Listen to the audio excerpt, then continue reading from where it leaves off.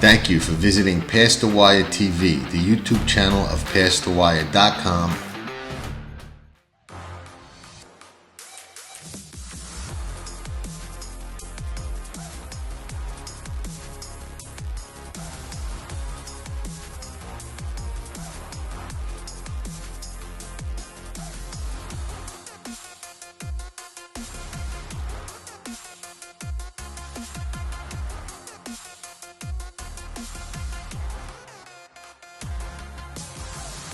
The level of racing that he's achieved is extremely rare. Matoli's a monster! Matoli wins the sprint! Oh, what a horse he is! The mighty Matoli! Buongiorno, everybody. It's morning coffee time. It's day 2 of Saratoga Today from Past the Wire, brought to you by our friends at Amwager and our friends at Zilla Racing Stables, who get a huge shout out for an opening day win by Smile Brian with a head bob for the ages. I do not know how Luis Saez got that head bob. We talked about that horse yesterday on the debut show.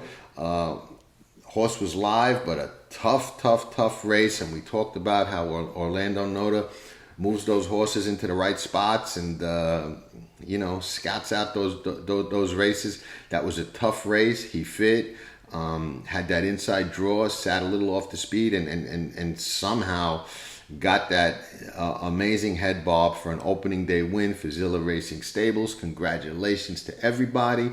And if you're looking to get involved in a partnership at all, reach out for Mike Piazza. Take a look at Zilla Racing Stables website, easy to find, and they've got something at every level, from pin hooking to sales to claiming to stakes horses. I mean, if you're looking to get involved in a partnership, they're an exciting partnership. They've got horses with some really good outfits and all different levels. There's something there for everybody looking to get into the game. And if you've got an account with Amwager and you bet Smile Brian yesterday, your account looks a little better.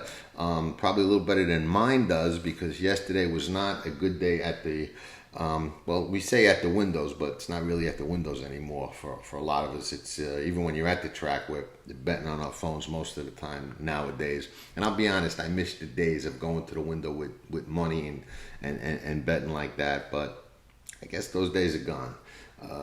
We still love it this way, so we'll take whatever we got. Like I said, these shows are going to be 10 to 15 minutes long. Yesterday, was the first one, went a little longer. Today we'll get right to it. Yesterday, nothing really noteworthy other than that big win by Zilla Racing Stable. I was against the favorite in that 2-year-old stake, the Schuylerville Happy Soul. She scratched, so don't know whether I would have been right or wrong there. There's going to be races like that all meet long. We're going to have some days where we're against some favorites really strong. We're going to have some bombs we go after really hard. There's just going to be all kinds of opportunities and things that we come up with as the meet progresses. So hang in there, be patient. It's going to be a lot of fun. Today's card I like a lot better than yesterday's card, to tell you the truth. And I've got some opinions today, where yesterday I was kind of a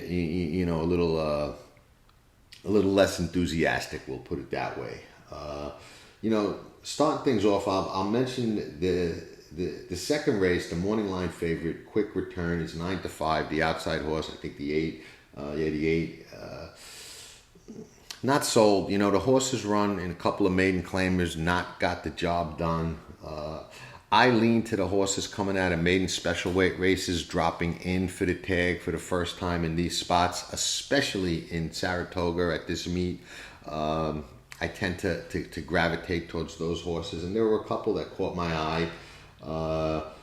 The 3 Steve S. Muslin's horse, Arms and Alma, comes out of a couple of maiden special weight races, can improve drastically. Faraway Look, the 5 for Ken McPeak, doesn't look like there's much form there, but again, McPeak is dangerous with that, and when he goes from maiden special weight to maiden claiming. So I thought that horse was very sneaky. And the obvious one was George Weaver's horse, Clear Yuma, who's second choice on the morning line, and will probably take a lot of money, and probably rightfully so. I would lean to all those three before I would get to Quick Return. I would be against Quick Return, even though he's got the sharper form.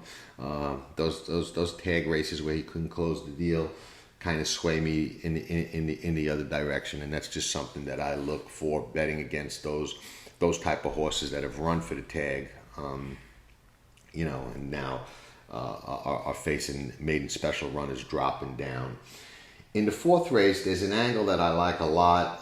I like the one, Balacola, stretching out to the mile and 3/8. Horses that race at Tampa have a tendency to get overlooked when they go to some of the major meets. They run at Tampa in the winter, parallel to the Gulfstream Championship meet. Horses that run at Tampa come back to Gulfstream have a tendency to get a little overlooked when they go to Keeneland or Belmont following that, or even Aqueduct if they get back there fast enough.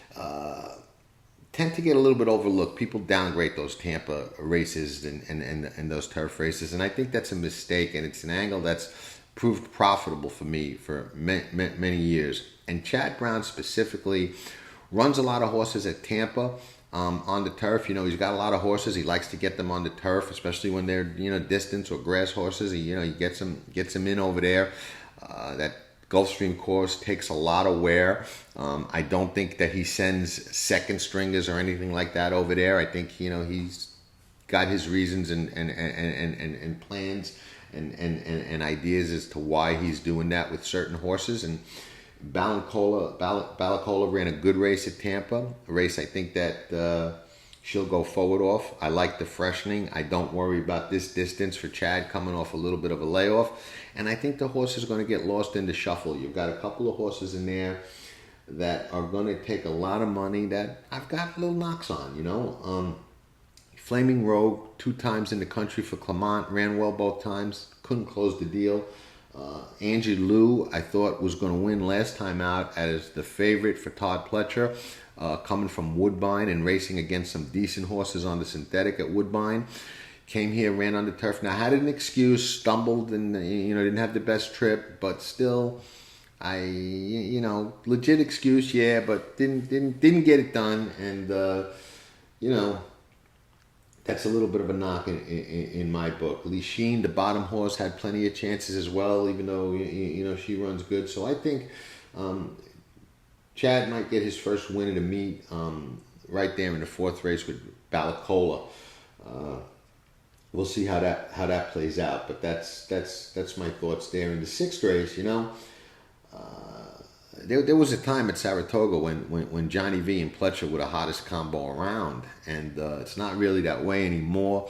Todd spreads the wealth between Irad and Jose Ortiz. We know that. He uses Luis Saez a lot. He uses a lot of riders now and spreads the wealth around, and he's got enough horses to do that. But Johnny was his go-to guy for a long time. Winds up on this filly that they paid $500,000 for.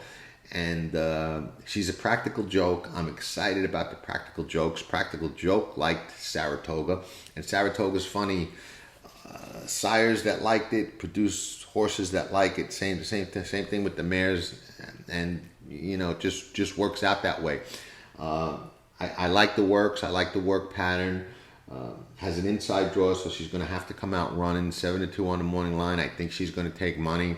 There's a lot of alternatives in there, though, so, stay tuned. But I've got a feeling that Let Her Inspire You, Pletcher's horse in the sixth, is a live one and going to come out running. And I'm excited about the practical jokes anyway, so it'll be interesting to watch.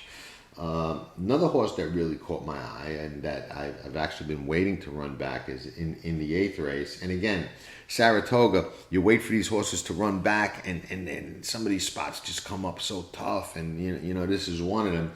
But I like the 3 Polish Gem, and she's actually she's on my track and trips list, which is the service we have on Past the Wire where we identify horses that had troubled trips, ran with or against the bias, ran better or worse than it looked, and try and spot things that some people might miss. And this is not necessarily one of those situations, because I think a lot of people will see, and even the regular trip notes in the forum picked it up.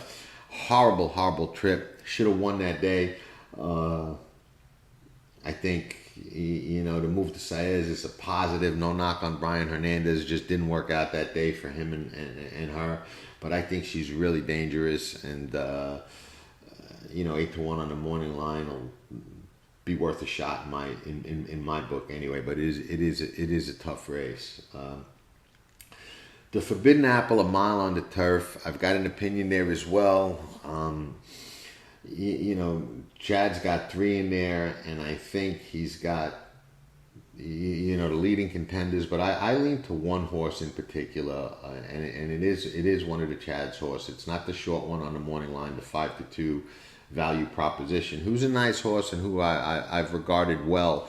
I think he telegraphed that he liked that horse a lot when he sent it to Woodbine to run in a Grade 1 that didn't work out, and had 2 starts back this year, and needed the first, won the second. But the horse that catches my eye, and that I've been waiting for a big race from this horse, the 9, Sacred Life, for a long time. I am of the opinion this horse has a really big race coming at some point. I think that it could be today. I thought it was going to be last time at Pimlico. Didn't happen, but very, very wide. I thought for a minute it was going to happen. And when I had Chad on the show, we talked a little about this horse, and I asked him, I said, looks to me like this horse has a huge race coming at some point. And he was like, I agree. I think so too, and I'm looking for it too. And